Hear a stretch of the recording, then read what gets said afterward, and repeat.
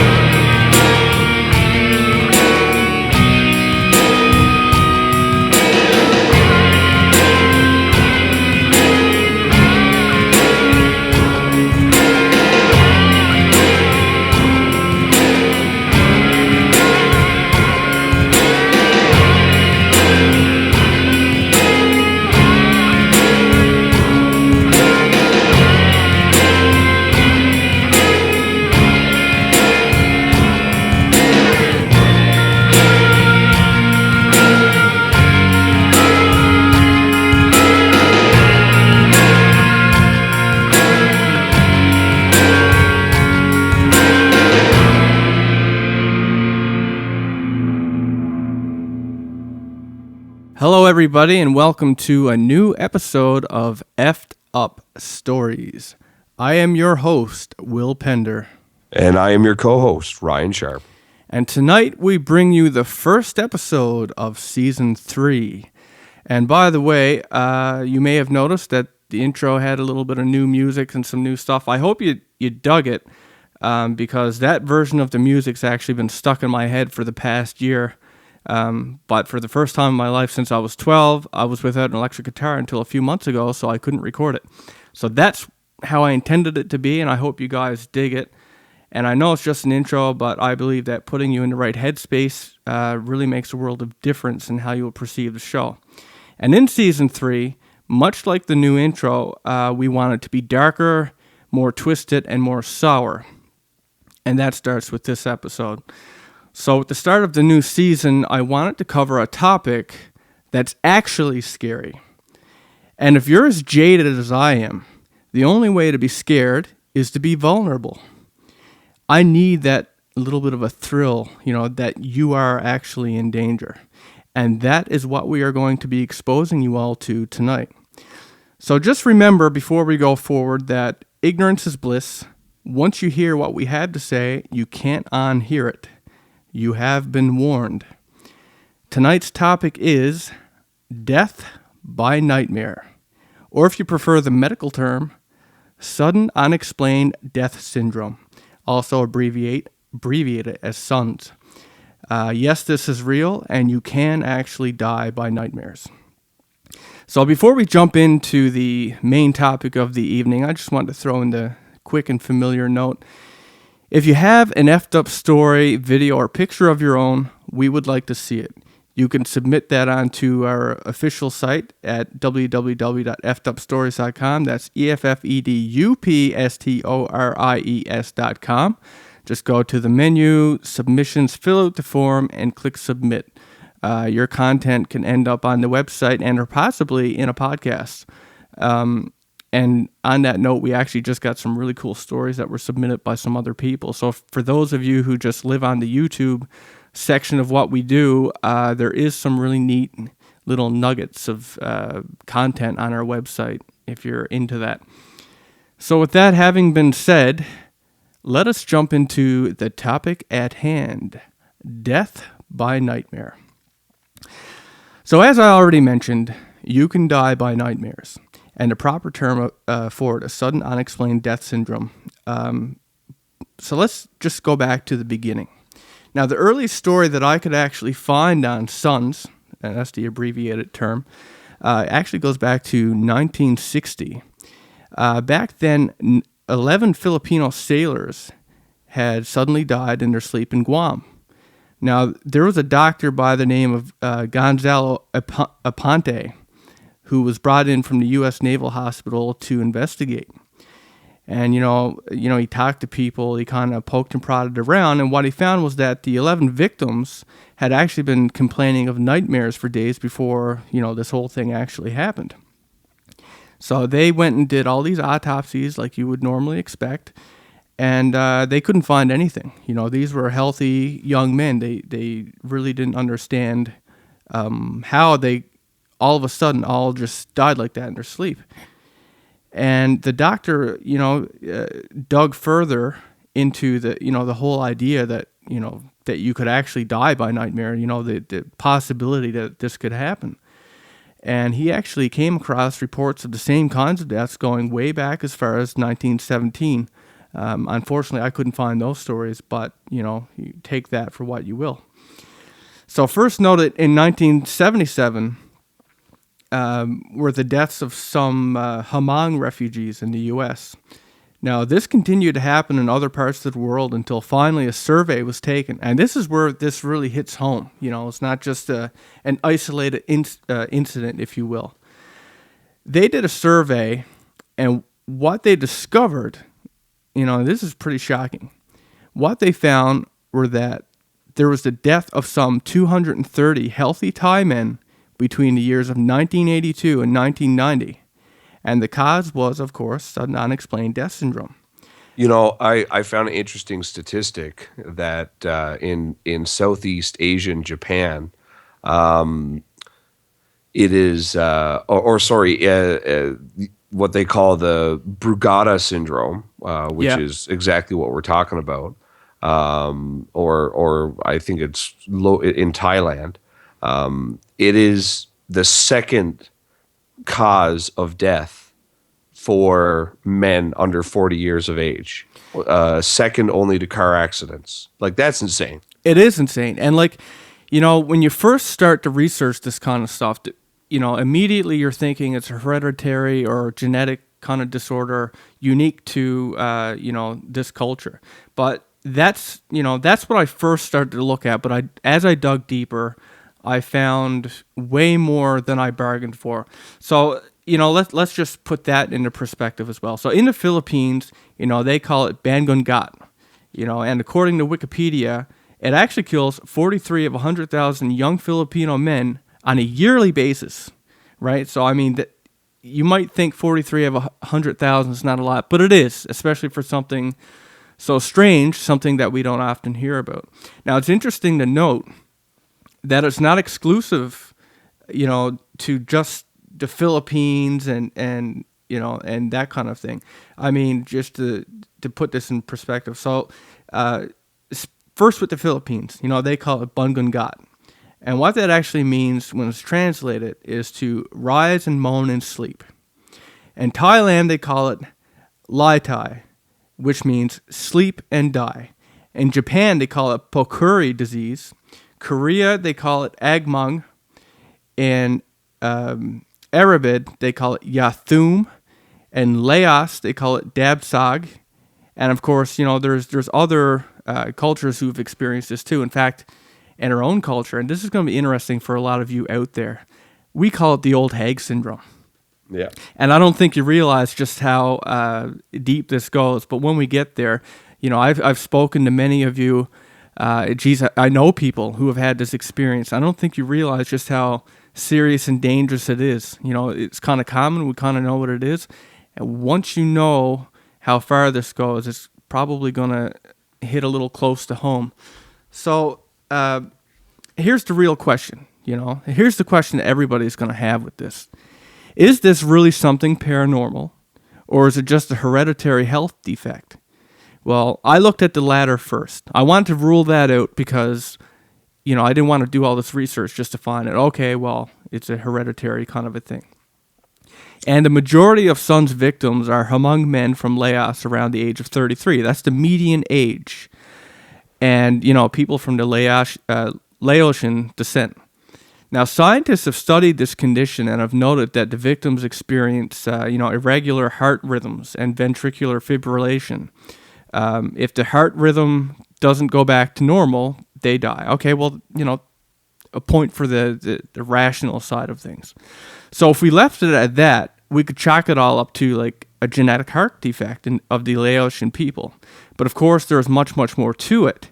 And just to point out, these same scientists who have done these studies, they have actually found that all these men that have had have had this happen to them have had no organic heart diseases or structural heart problems. The phenomenon does strike more than just the Laotian men. And as I referenced earlier, there are much more disturbing details which will point to a far scarier possibility, and one that none of us are safe from.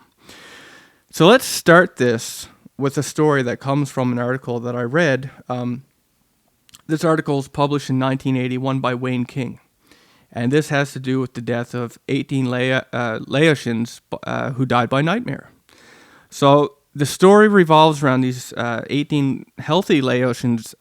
They were refugees, and of course they died during their sleep. And this happened within the span of 4 years. They were members of a mountain society. That's the Hmong people. Now, all 18 of these people died in the early morning. That's an interesting little tidbit that we're going to circle around to. So, these people didn't nap in the daytime and die. They didn't die, any other time. It was always early in the morning. Though some have assumed that this was caused by, cardiac arrhythmia, it was mysterious enough for scientists to study what they called, and this is something that goes back into some kind of text or file that they found. It's a term they call Oriental Nightmare Death Syndrome, which is a fancy way of saying that the death is the result of terror induced by a nightmare. So the actual terror of that nightmare is the catalyst of which that kills them. So medical examiners have done several autopsies, and they have all come back the same. And this is a quote from that article from one of the doctors. All these people seem to have been in good health. The doctors even went as far as to say they didn't think anything was strange with these deaths at all until they seemed to happen that, these people died one after the other, in pretty quick succession of the same thing. At the end of it, they were starting to wonder if they were quite literally frightened to death. And there's a lot of details that we'll dig into why they thought that. There have been many studies done on this, sudden unexplained death syndrome, and these studies took into account. Now, keep in mind that these are all things that they looked at, okay? So we can kind of rule some of this stuff out. They took into account heart diseases, genetics, sleep apnea, toxicology, metabolism, nutrition, various sleep disorders. I mean, they really ran the checklist. They've done tons of autopsies. And the only thing that they could ever find was after the victim had died. And what they found was that there was a possibility of an impairment to the electrical pathways to the heart, and the specialized muscle fibers that contract the heart, they were noted to be curled muscle fibers at the end. So what they theorized is that the heart quite literally shorted itself out. And now, how does that happen? I mean, atrial fibrillation and stuff like that, it all has to do with the electrical currents of the heart. But that's not what this is. What they actually became to widely believe, I mean, this is widely believed among the medical professionals in the field who study this, is that whether or not, that is the physical symptoms that they found in the autopsy afterwards. That was the calling card. But all of these men were healthy beforehand, and there was no other indications that there was any, thing that they could point to. And the only thing that they could come to conclude was that, what caused this was an intense stressor, like intense emotional stress, something that was caused, it acted as a catalyst, and what they believed this to be was a nightmare, especially because these people would often be heard, moaning and agonizing, and even mumbling about demons and stuff like that in their sleep as this was happening. And, people would kind of, neighbors would hear it and stuff like that, and they would just pass it off as a nightmare or whatever.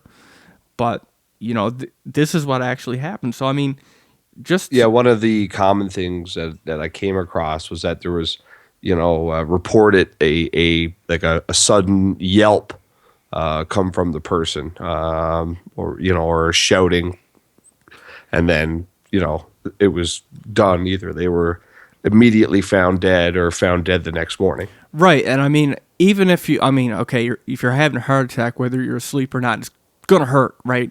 And Yeah. I can understand you making noises, but the fact that they were actually, quite clearly talking about being attacked by demons and needing help, stuff like that. I mean, that just is weird, right? Especially when you have a lot of people who witness the same thing. So, just to debunk some of the health rationale. And and to further highlight, I think it was in Taiwan. Apparently, one of the things I came across was that some men would put women's lipstick on Yes, when they yes. went to bed because they called it the window ghost for them. The fiam or however it's pronounced, I guess translates to window ghost, and apparently they believe that is some sort of It was a jealous female spirit that they believe would steal their soul away.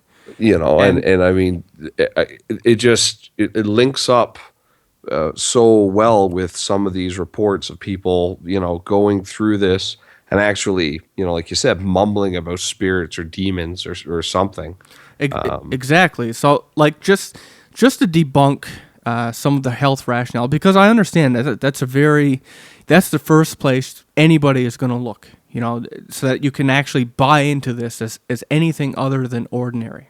Yeah. So just to summarize what we just said with the health aspect, so that we can jump into the unknown. And we're talking about, Southeast Asian people are some of the longest lived individuals on this planet, and comparatively with North Americans have the healthiest hearts because there's not much fat in their diets. Yes, that's actually a very good point. Right. But go ahead. So, I mean, just to throw this out there, I mean, none of these victims, I mean, we're talking a lot of autopsies had been done, and none of these victims had physical, genetic, or any other kind of problem or symptom before this experience. And I know that, sometimes things go unnoticed, but I mean, even after the autopsy, all they found was that, like I said, with the heart and the muscle fibers and looking like they had been, it quite literally gotten a shock, a fright so bad that it would actually, stop their heart. So all that taken into account, even after the experience and everything had been ruled out, the only thing that we know is that the heart is suddenly stopped by what we assume to be severe terror. Now, these people are asleep when this happens, and there are more signs that they're in fact having a night terror than any other thing, because we have witnesses who've seen them actually going through this and thinking it's nothing more than a nightmare. They toss and turn, they mumble, they and all this kind of thing. So let's actually dissect this. Let's look at this from the victim's perspective. Okay, so we have all these different cultures, as I mentioned earlier, who are experiencing these very same, it's the same thing under different names and different beliefs. But while the beliefs vary from culture to culture, the end result is the same. So let's start with the Hmong people.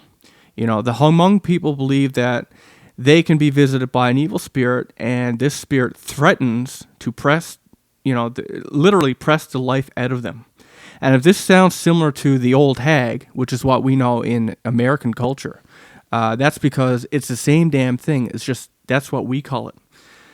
So they call this nightmare, this specific nightmare, dabsog, which causes unfathomable levels of stress and fright.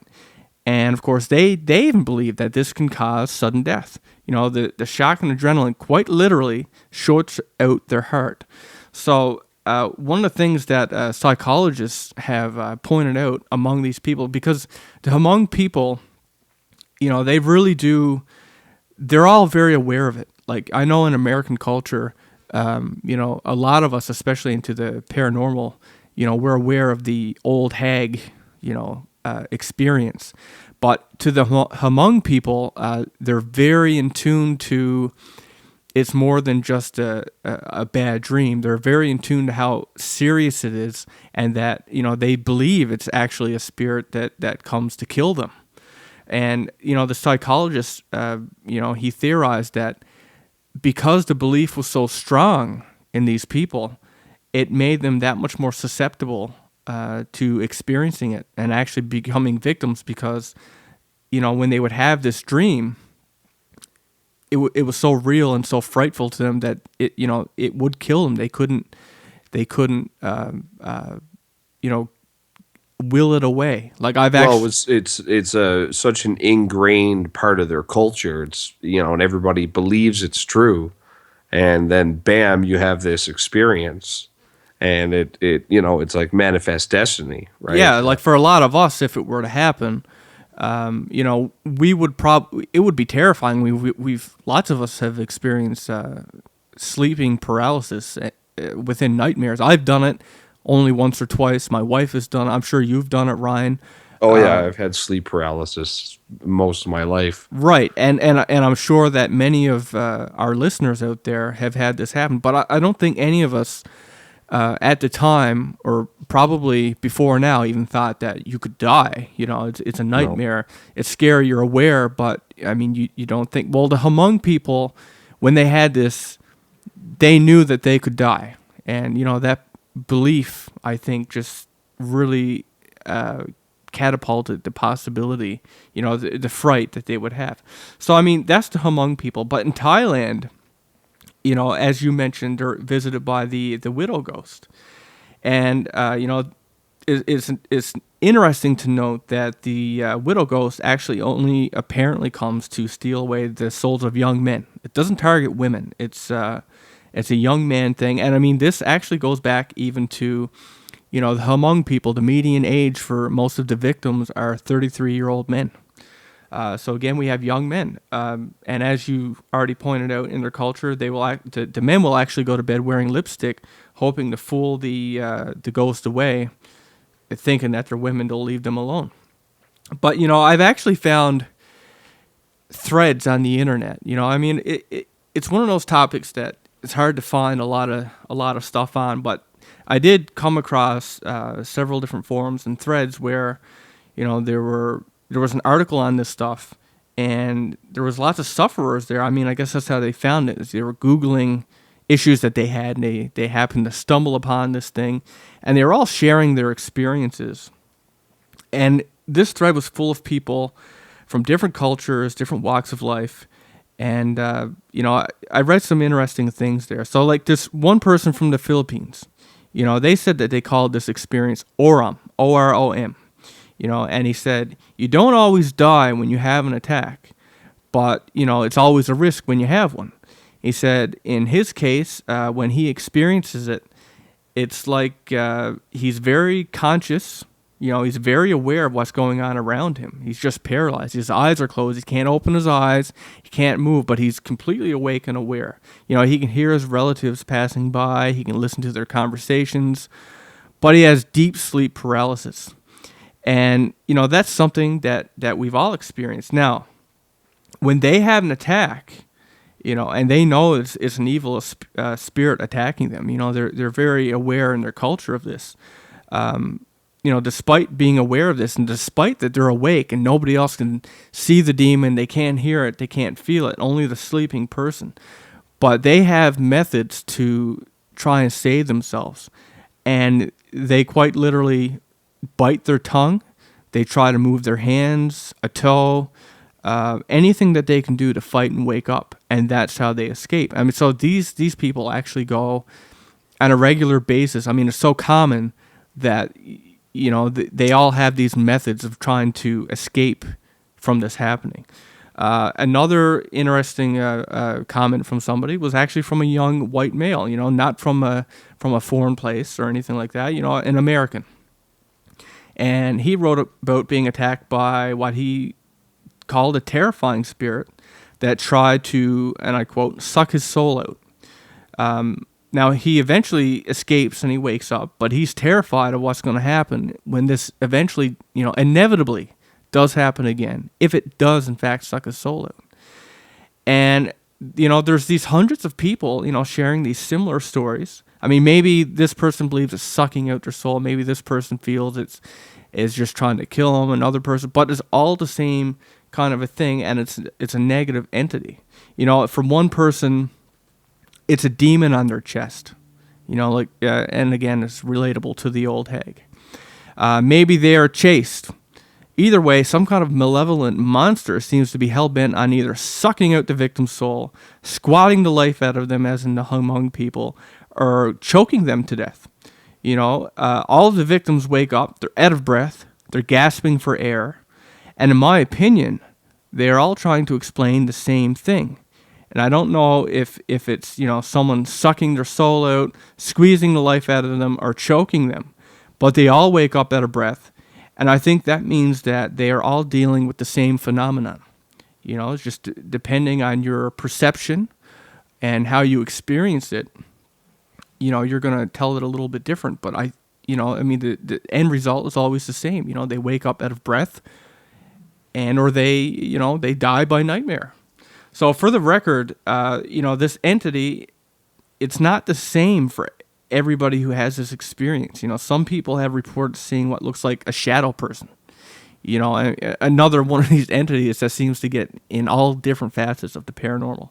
Other people see what looks like demons, and some see what looks like ghosts. But all these accounts are very detailed. I mean, a lot of these accounts are very detailed. As in one case, when the victim spoke in great detail about the pressure of what he felt was strong hands squeezing so tightly around his neck that his Adam's apple, he thought the cartilage of his Adam's apple was going to pop or it was going to snap. And I mean, I've actually spoke to some people. I mean, you remember we did that episode not too long ago with Mike about his, stirring up old devils, right? You know? And he had sent me, after that podcast, he sent me pictures of his wife, and she had, because they have been having, sleep paralysis, kind of old hag-like nightmares. And he sent me pictures of his wife, and she had what looked like red hand marks around her neck. Apparently, she had felt like she was being strangled in her sleep. So, that is just like what we're talking about here. Yeah. Right? The same thing. Well, I found a lot of the descriptions from the, even the traditional descriptions from Southeast Asia, eerily reminiscent to descriptions my father gave me of he has suffered from the hag phenomenon his entire life. And in fact, the first time he told me about it, he said it had been 10 years since he had an episode, and he just, he never thought about it, never talked about it because it was so terrifying. And then a couple of days later, he actually had it, and, attributed that to, him talking about it and thinking about it. And he said that he felt like he had, kind of drew its attention. And the hag's a very real thing for him. To this date, I don't think he's brought it up to me since. But it's interesting the parallels with a phenomenon that happens in Southeast Asia and something that's nearly identical, at least identical in many of the calling cards. The weight, the pressure on the chest, the even the gender of the spirit or the demon, right? The widow ghost, the old hag. Exactly. Yeah. It seems a little too specific for just mere coincidence. And the entire time I spent studying up on this, that his descriptions of his experiences kept running through my head, and I was constantly shocked by the similarities between the two of them.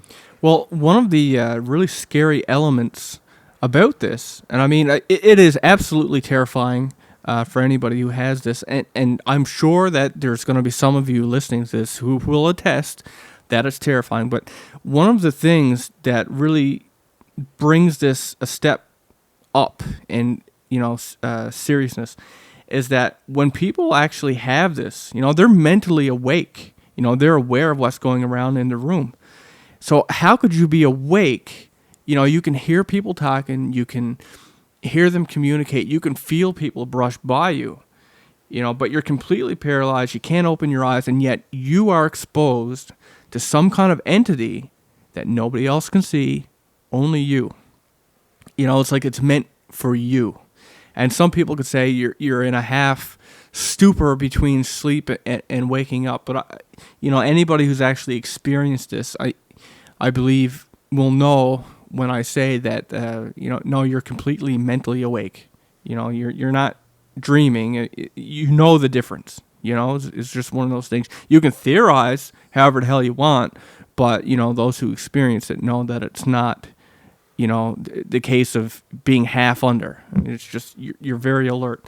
So we looked at the perspective from the victim's point of view. Let's look at the perspective from the spectator's point of view, the witnesses who actually see this happen to people.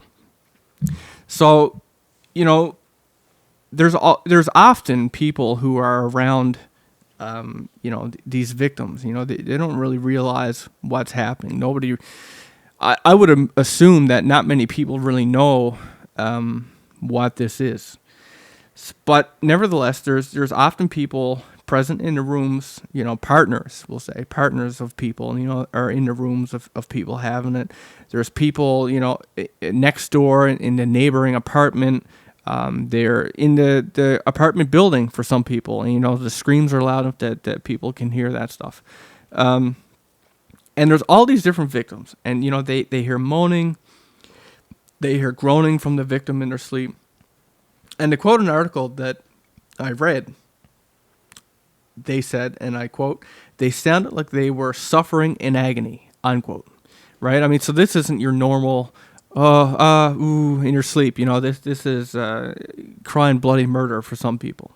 Also taken from that same article, and this is by Reuters if anyone's interested, is that these episodes usually claim, and this is very, very interesting, they usually claim their victims at 3 a.m. in the morning. And this was uncovered by different doctors who've done, autopsies, right? So most of these people, they go, and remember earlier I said that, all these people, they die in the morning. Well, I find it interesting that they could actually lock it down to 3 a.m. in the morning. Because, of course, 3 a.m. is the witching hour. And when we're discussing the possibility that a demon is killing these people in their sleep, I mean, does that not seem like a creepy coincidence to anyone else? That's creepy to me, Yeah. Witching hour, demons, and they're dying in their sleep, attacked by demons, yeah. So, I mean, that's a really creepy connection there.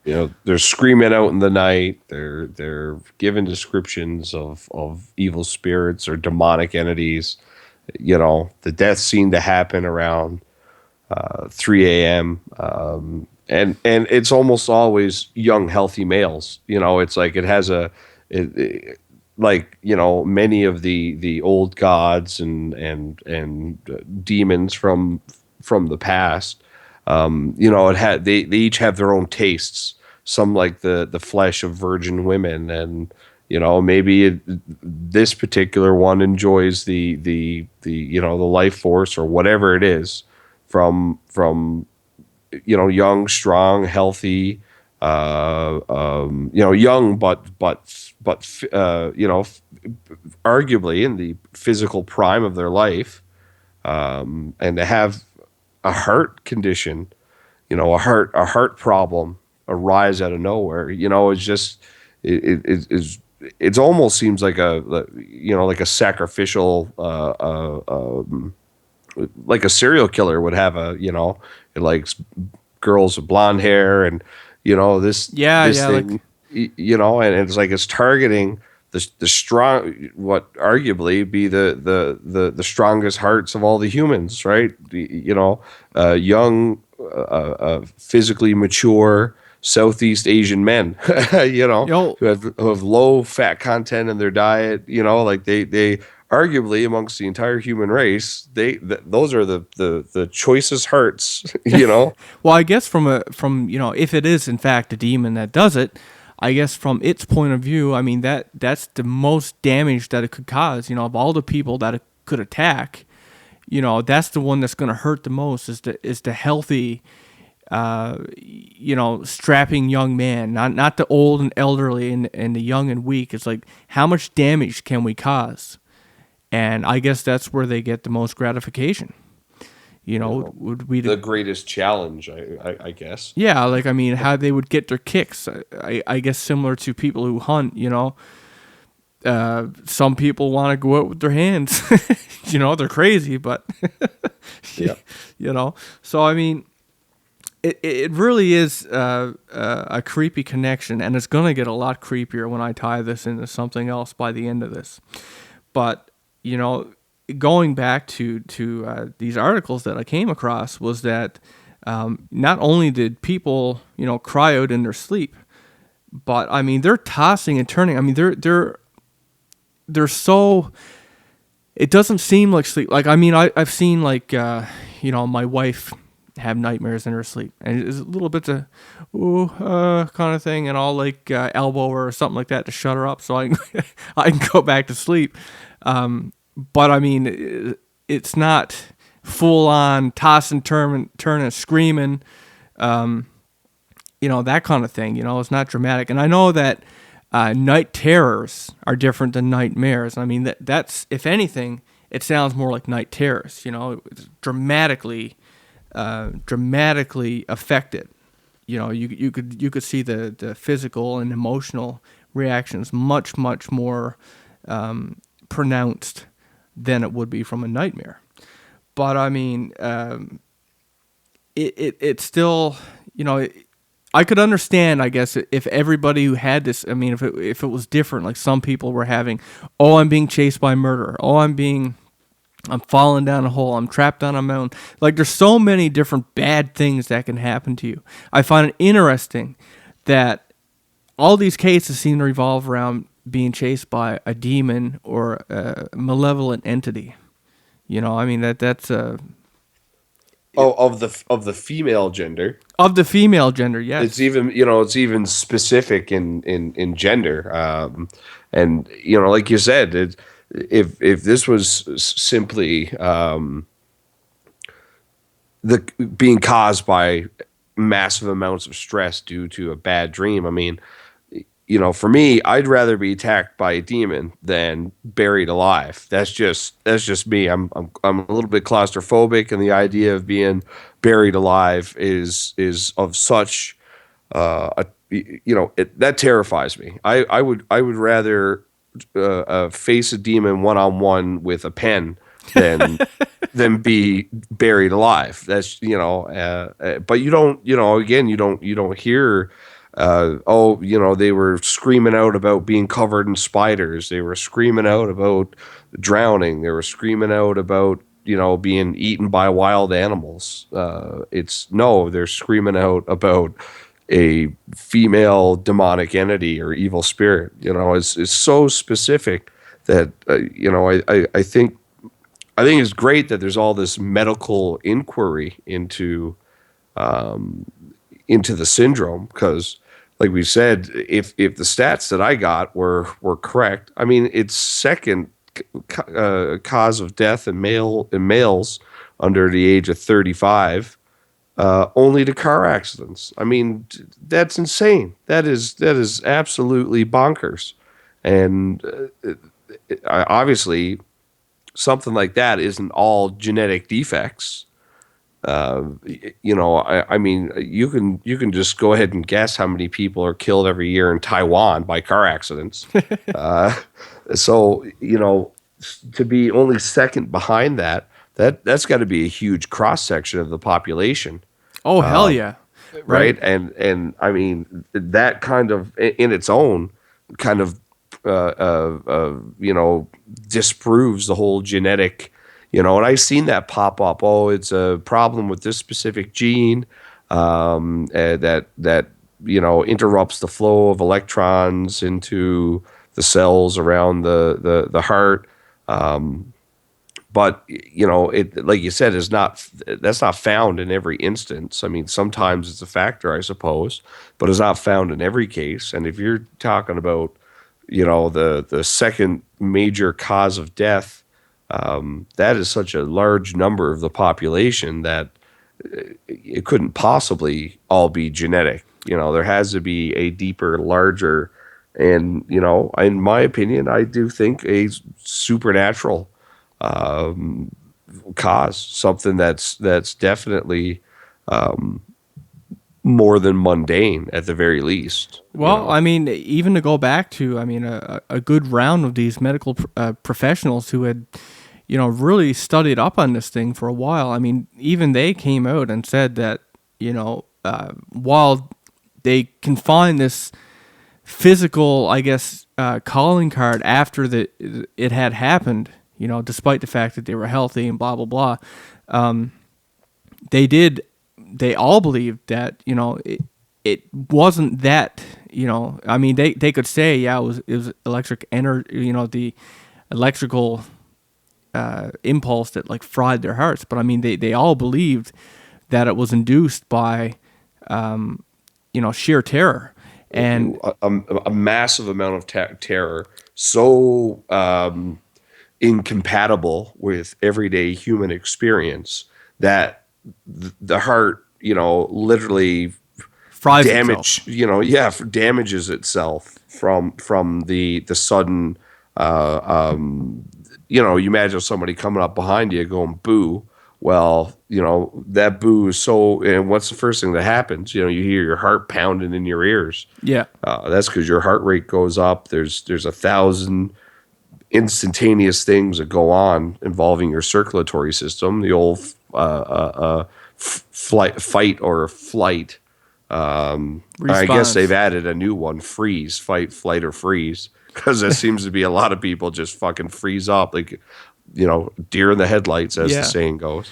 Well, right, and I mean, if you take into account all these witnesses who've been around and heard them, actually speaking about demons and stuff like that in their sleep, and not to mention the people who have these experiences and manage to wake up and not die, right? I mean, that's something too. Everybody don't die when they have them, but I mean, they come back and they're more of a believer than ever when they come back.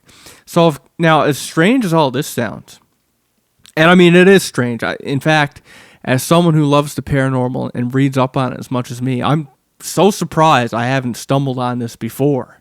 Right. I mean, it's such a huge thing, I mean, and it's so buried, on the internet. I mean, I only found it because I was trying to find something really freaky, right? But I mean, it's so buried and so unknown.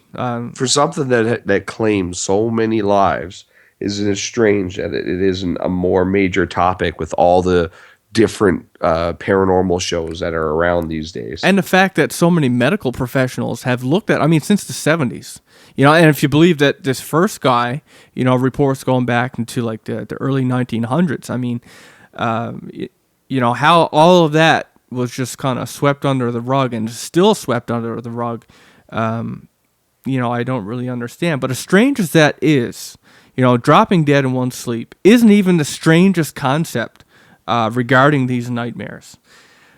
What I'm going to talk about now is so beyond that it really is, it starts to get freaky.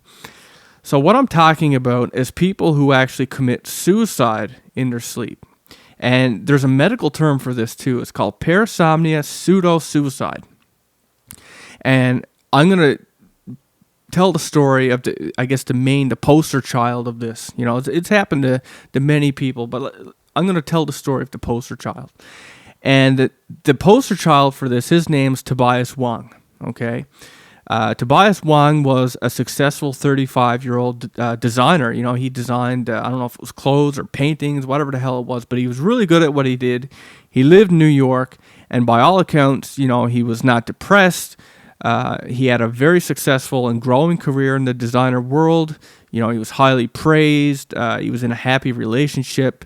You know, basically suicide, you know, so does not fit this guy. You know, I mean, there's nothing about him and his life that would match up to anybody ever thinking that, you know, suicide was a factor, or, you know, or a potential threat.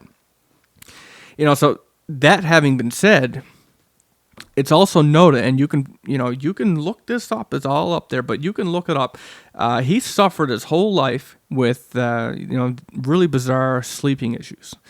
He was known to not only sleepwalk, but I mean, he would cook complete meals. He would shop online. He'd work on his designs. He'd have conversations with his friends. He did all these implausible things while he was asleep. And his friends and family could tell that he was asleep by the empty expression on his face. You know, he had this really glossed over look, and he would look past them rather than at them. You know, he was looking through them. So his mother was so concerned that she would, you know, when he was younger, she would actually create these makeshift gates, I guess you'd call them. You know, they were in an apartment building. There were so many floors up. And, you know, they got those ledges that you can go out and you can look over the city. Well, you know, she would block this off with chairs, you know, just in an effort to protect Tobias from possible accidents, you know, just kind of walking out there in sleep, falling over the edge or, you know, something like that. So, you know, he was known to suffer these sleep terrors as well. You know, from which, you know, he couldn't awaken. And of course, if you look up sleep terrors, or night terrors, sorry, you know, that's a common thing. It's really hard to wake people up. It's very dramatic, very traumatic, and he would suffer this too. Now, his family would sometimes find him, you know, and this is different for me. You know, I don't see a lot of this stuff, but I mean, his family would find him running around the house from an imaginary intruder. You know, they call it intruder. Who knows what the hell it was, but he was running from something. You know, he'd be crying, he'd be wailing, and they would grab him and they'd speak to him. They'd try to calm him down. You know, one of the witnesses would say that, in the quote unquote, I try to bring him back to reality. You know, just snap him out of it, because he was here, but he wasn't. Is the best way to put it. So in 2010, Tobias Wang hung himself. You know, the guy, the perfect life, the blooming career, all this stuff. You know, he hung himself. But that's not what was weird about it. The alleged story is that he was actually having a traumatic night terror. And in his mind, the only way that he could escape the monster or whatever it was that was chasing him was to hang himself, which he did while he was asleep. Now, I don't know about the rest of you guys out there, but that's a pretty chilling concept. I mean, he's not the first one to do it. He's not the only one to do it. But, I mean, he's awake enough that he can run around the place without tripping over stuff. He can avoid obstacles. He's running from something. And in his mind, the only way to escape is to kill himself. And he, like, even in my dream, you know, a lucid dream, I wouldn't kill myself. You know what I mean? Like, you still have the self-preservation instinct is so strong. And, you know, a lucid dream being what it is, that, you know, basically you're lucid, you're conscious in a dream. Yeah. And I mean, I can see people. It's actually kind of an interesting thing to dissect, you know, like people who are suicidal, you know, when you're awake and you're conscious and you're thinking of that stuff, you know, I can understand how that idea comes to them and they can make it happen.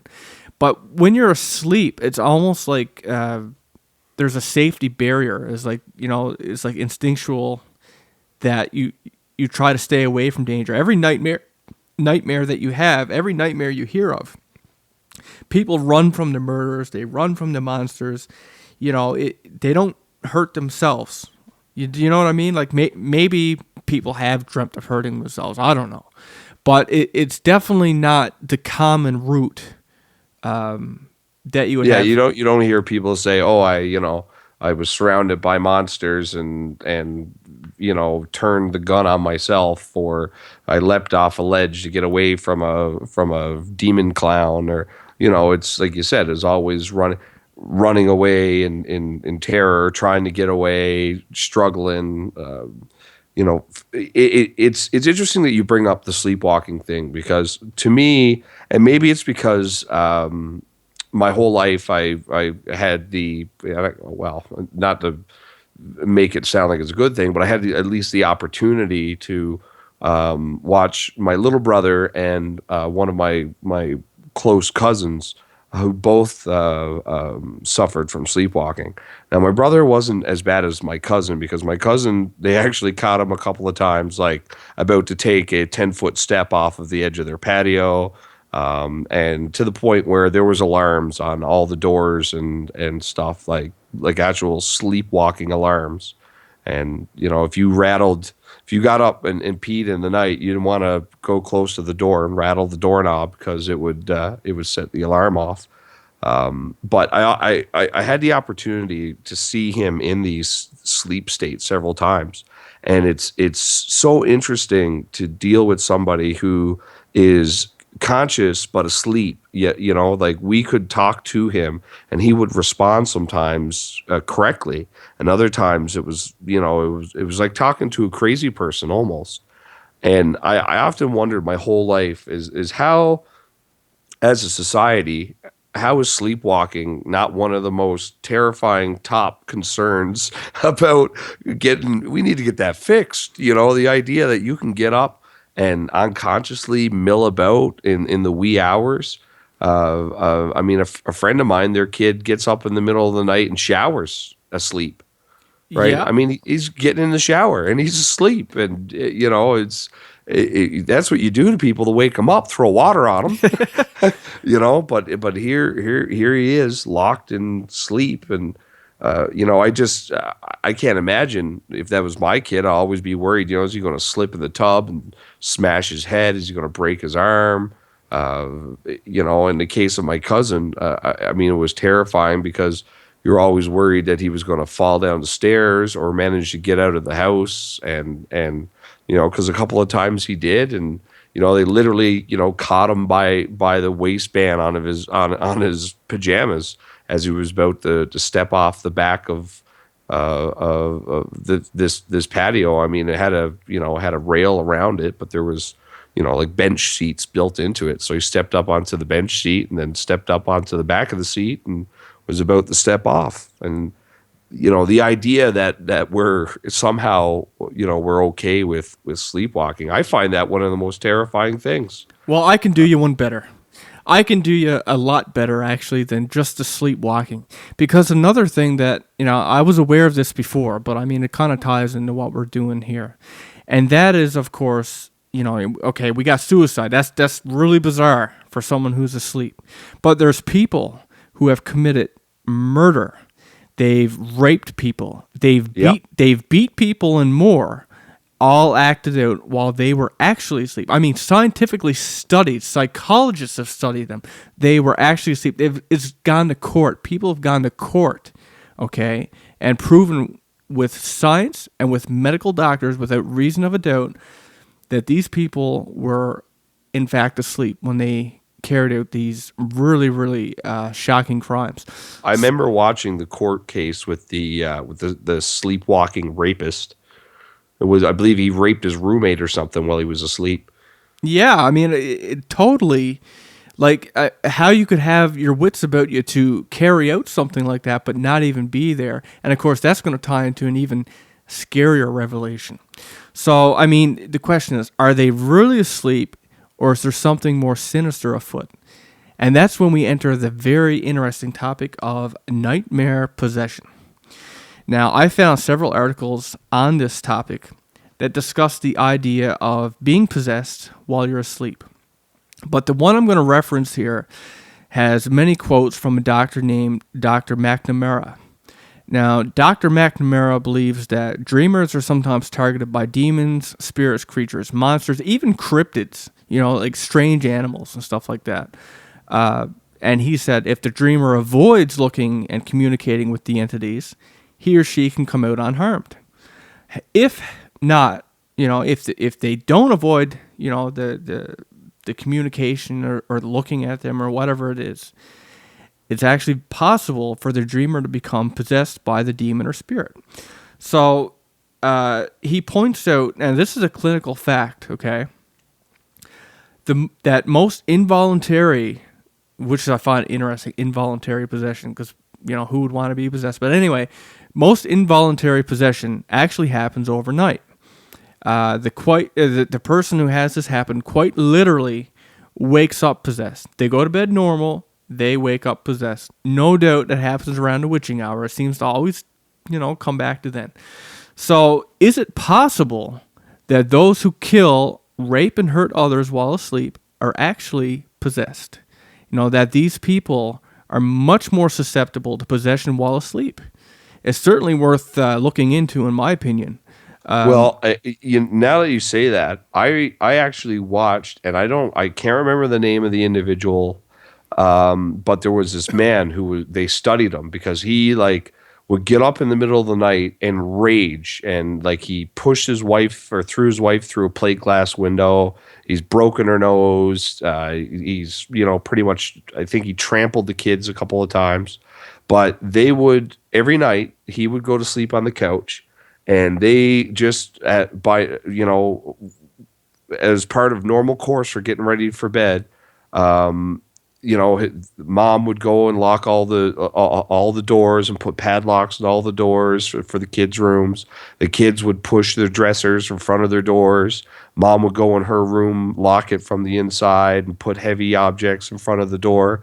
And then I watched the videotapes of this guy. And I was pretty young when I seen it, but not, I wasn't a child, but I was pretty young.